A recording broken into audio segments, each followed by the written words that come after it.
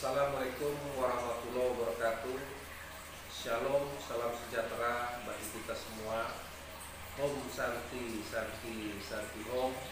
Namo Buddhaya, salam kebajikan. Saya Gulpasai Simbolon, mahasiswa Magister Hukum Universitas Internasional Batam, NPM 1952044. Dengan ini mohon izin menyampaikan presentasi makalah dengan judul Penegakan Global Health Law di Indonesia. Adapun presentasi ini saya lakukan untuk memenuhi ujian akhir semester mata kuliah Hukum Kesehatan Internasional yang diampu oleh dosen Ibu Rina S. Sahrullah, SH, MCL, PhD. Baiklah, presentasi saya dengan judul Penegakan Global Health Law di Indonesia. Adapun abstrak dalam presentasi artikel saya ini dapat saya sampaikan bahwa global health menjadi satu unsur yang esensial untuk negara mencapai kepentingannya melalui politik luar negeri dan diplomasi, serta keterkaitannya dengan ekonomi, bahkan pertahanan negara. Dalam International Covenant on Civil and Political Rights atau ICCPR ditentukan bahwa kesehatan adalah hak asasi manusia yang fundamental dan tak ternilai demi terlaksananya hak asasi manusia yang lainnya. Setiap orang berhak untuk menikmati standar kesehatan tertinggi yang dapat dijangkau dan kondusif bagi kehidupan manusia yang berderajat. Sebagai salah satu negara di kawasan yang menjadi anggota tetap pada Forum G20, posisi Indonesia sebagai negara dengan jumlah penduduk yang besar tentunya harus memiliki kalkulasi rasionalitas yang benar sehingga penyelesaian pandemi COVID-19 segera terwujud. Melalui konstitusi World Health Organization atau WHO tahun 1946 telah menggariskan bahwa memperoleh derajat kesehatan yang setinggi-tingginya adalah suatu hak asasi bagi setiap orang. The enjoyment of the highest attainable standard of health is one of the fundamental rights of every human being. Adanya hak atas kesehatan sebagai fundamental right kemudian dipertegas dalam komentar umum dari Komite Hak-Hak Ekonomi, Sosial, dan Budaya terhadap hak atas kesehatan yang menyatakan health is a fundamental human right indispensable for the exercise of other human right. Di Indonesia sendiri, Undang-Undang Nomor 39 Tahun 1999 tentang HAM menyebutkan perlindungan, pemajuan, penegakan, dan pemenuhan hak asasi manusia terutama menjadi tanggung jawab pemerintah. Kata kuncinya global health, kesehatan, dan hak asasi manusia. Selanjutnya pendahuluan dapat perlu disampaikan bahwa dewasa ini berbagai praktik kesehatan kembali menjadi sasaran kritikan dari berbagai kalangan masyarakat. Secara humanistik, para dokter, tenaga medis sebagai manusia biasa tentunya tidak lepas dari kelalaian dan kealpaan. Dalam kasus pandemi COVID-19 yang telah menciptakan fenomena sekuritisasi di seluruh negara, negara Cina adalah aktor negara yang dianggap paling bertanggung jawab atas kondisi yang terjadi saat ini. Adalah sebuah fakta yang tidak dapat disangkal bahwa pandemi ini bermula atas wabah yang terjadi di Wuhan, negara Cina. Kondisi yang menggambarkan kepanikan di banyak negara pada saat ini semakin memberikan gambaran bahwa ancaman tidak lagi berasal dari sesuatu yang kasat mata, namun dapat berasal dari sebuah organisme yang berukuran mikromilimeter yang memberikan implikasi serius terhadap seluruh sektor kehidupan manusia. Berdasarkan analisis di atas, menurut penulis tentunya akan menjadi bahan evaluasi bagi kita semua, terlebih kepada setiap pemangku kepentingan, bahwa bencana juga bukan hanya menjadi nasional tetapi juga global health. Hal tersebut sangat jelas tercermin pada pasal 28H ayat 1 Undang-Undang Dasar Negara Republik Indonesia tahun 1945 dengan norma sebagai berikut. Setiap orang berhak hidup sejahtera lahir dan batin, bertempat tinggal dan mendapatkan lingkungan hidup yang baik dan sehat serta berhak memperoleh pelayanan kesehatan.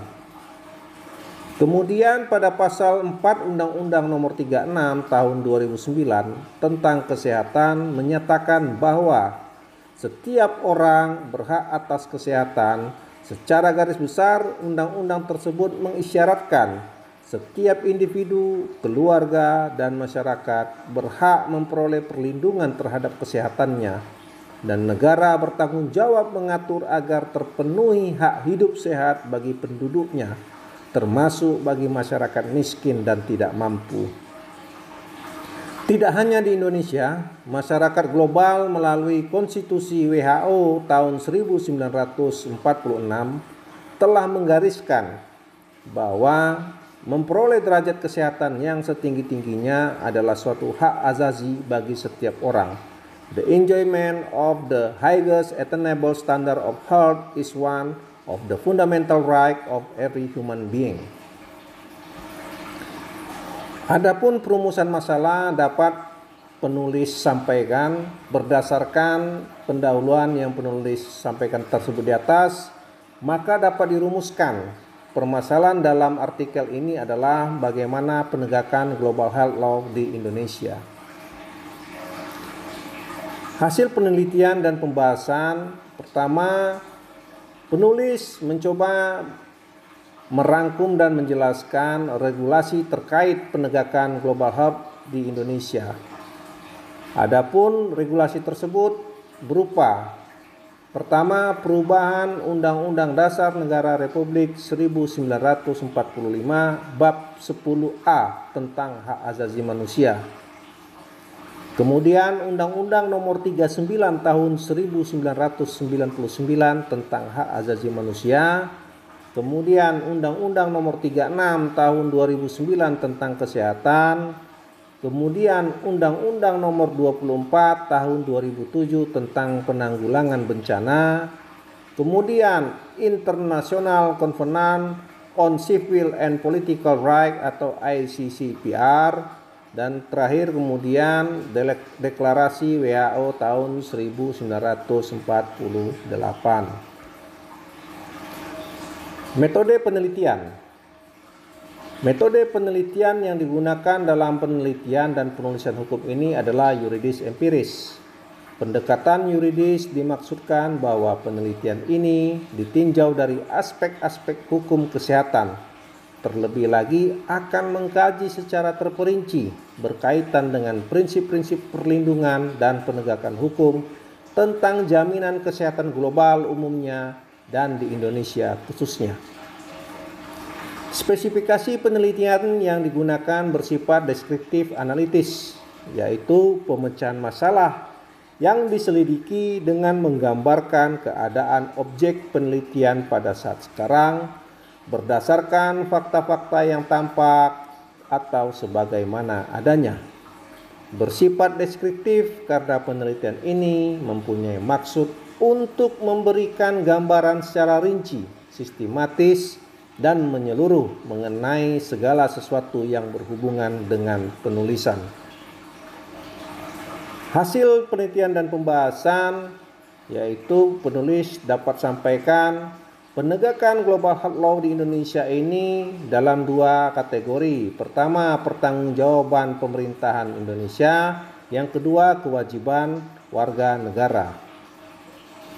Pertanggungjawaban pemerintah Indonesia bahwa kesungguhan dan kejujuran para penyelenggara negara selaku struktur hukum dalam mewujudkan penerapan regulasi di lapangan dapat mempercepat penanganan pandemi COVID-19. Maka dalam rangka tanggung jawab pemerintah memenuhi semua itu dikeluarkanlah antara lain Undang-Undang Nomor 6 Tahun 2018 tentang kekarantinaan kesehatan. Kemudian Peraturan Pemerintah Nomor 21 Tahun 2020 tentang pembatasan sosial berskala besar atau PSBB dalam rangka percepatan penanganan COVID-19. Selanjutnya Peraturan Pemerintah pengganti Undang-Undang Nomor 1 Tahun 2020 tentang kebijakan keuangan negara dan stabilitas sistem keuangan untuk penanganan pandemi COVID-19. Selanjutnya, Keputusan Presiden Nomor 9 Tahun 2020 tentang perubahan atas Keputusan Presiden Nomor 7 Tahun 2020 tentang gugus tugas percepatan penanganan COVID-19. Selanjutnya, Keputusan Presiden Nomor 11 Tahun 2020 tentang penetapan kedaruratan kesehatan masyarakat coronavirus disease. Selanjutnya, Peraturan Pemerintah pengganti Undang-Undang Nomor 1 Tahun 2020 tentang kebijakan keuangan negara dan stabilitas sistem keuangan untuk penanganan pandemi COVID-19. Kemudian, Instruksi Presiden Nomor 4 Tahun 2020 tentang refocusing kegiatan relokasi anggaran serta pengadaan barang dan jasa dalam rangka percepatan penanganan COVID-19. Selain yang tersebut di atas, daripada itu pada tanggal 23 Februari 2006 Indonesia resmi menjadi negara pihak atau state party pada Konvenan Internasional mengenai hak-hak sipil dan politik serta hak-hak ekonomi, sosial, dan budaya, atau wadahnya disebut International Covenant on Civil and Political Rights (ICCPR) dan Konvenan Internasional tentang Hak Ekonomi Sosial Budaya atau International Covenant on Economy, Social and Cultural Rights ICACSCR.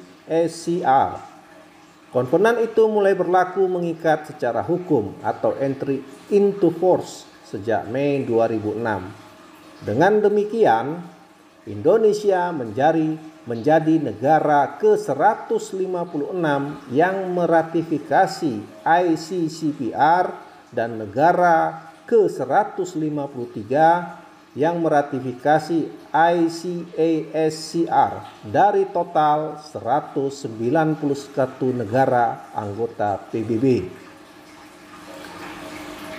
Dalam International Covenant on Civil and Political Rights atau ICCPR ditentukan bahwa kesehatan adalah hak asasi manusia yang fundamental dan tak ternilai demi terlaksananya hak asasi manusia yang lainnya.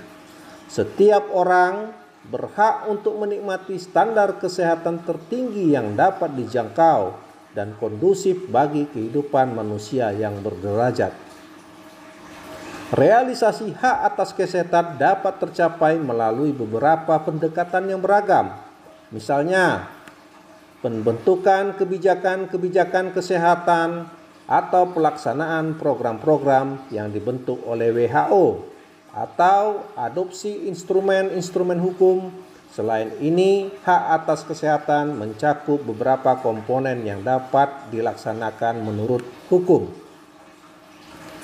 Sesuai ketentuan pasal 12 ayat 1 Konvenan menyatakan negara menerima hak setiap orang untuk menikmati standar kesehatan tertinggi fisik dan mental yang terjangkau, mencakup keadaan biologis individu dan kondisi-kondisi sosial ekonomi serta sumber daya yang ada pada negara. Hak atas kesehatan harus dipahami sebagai hak atas pemenuhan berbagai fasilitas, pelayanan, dan kondisi-kondisi yang penting bagi terrealisasinya standar kesehatan yang memadai dan terjangkau. Menurut deklarasi WHO tahun 1948, WHO memiliki fungsi yang diantaranya adalah sebagai berikut. WHO bertindak, mengarahkan, dan mengkoordinir kewenangan otoritas dalam upaya kesehatan internasional. WHO membantu pemerintah dalam meningkatkan pelayanan kesehatan, bekerja sama dengan badan-badan khusus lain jika perlu untuk mencegah terjadinya kerugian nyata terkait dengan kesehatan masyarakat dunia. WHO membantu perkembangan kesehatan mental, terutama yang mempengaruhi keselarasan hubungan antar manusia, dan WHO mempromosikan melakukan riset dalam bidang kesehatan. Indonesia mempunyai tuntutan perubahan dalam tingkat global untuk memajukan ke tata kelolaan yang baik di semua sektor, termasuk sektor kesehatan. Tuntutan ini tidak hanya dimiliki oleh Indonesia secara khusus, namun seluruh negara-negara di dunia. Deklarasi Universal tentang Hak-Hak Asasi Manusia yang dimuat dalam artikel 25 menyebutkan bahwa everyone has the right to a standard of living adjust for the health and well-being of himself and of this family, including food, clothing, housing, and medical care. Bahwasanya setiap orang mempunyai hak untuk hidup pada standar yang layak untuk kesehatan, kesejahteraan, dan keluarga mereka, termasuk hak untuk mendapatkan makanan, perumahan, dan pelayanan kesehatan. Pada pasal 6 Undang-Undang Nomor 24 Tahun 2007 tentang Penanggulangan Bencana menegaskan bahwa pemerintah bertanggung jawab menyelenggarakan penanggulangan bencana, termasuk dalam melindungi kegiatan masyarakat dari dampak bencana, menjamin pemenuhan hak masyarakat yang terdampak bencana secara adil dan sesuai dengan standar pelayanan minimum, serta mengurangi risiko bencana. Hak segala kebijakan hukum yang dipilih oleh pemerintah tentu bertujuan untuk kemaslahatan masyarakat, terutama di bidang kesehatan.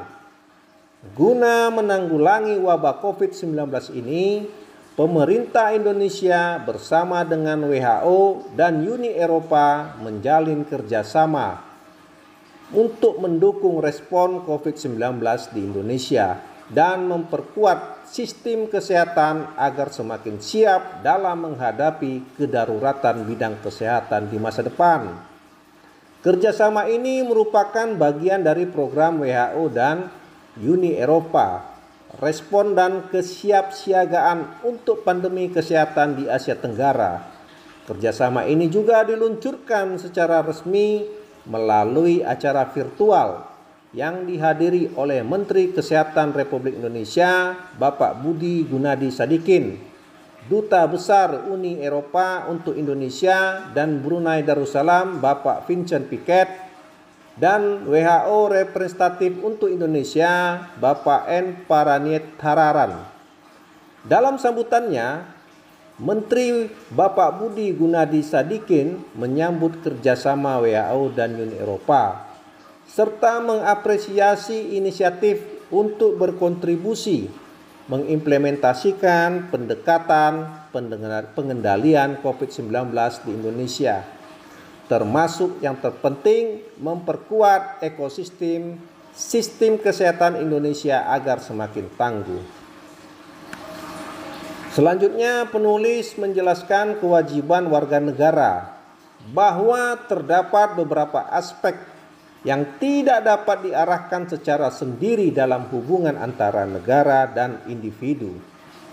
Secara khusus, kesehatan yang baik tidaklah dapat dijamin oleh negara dan tidak juga negara menyediakan perlindungan terhadap setiap kemungkinan penyebab penyakit manusia.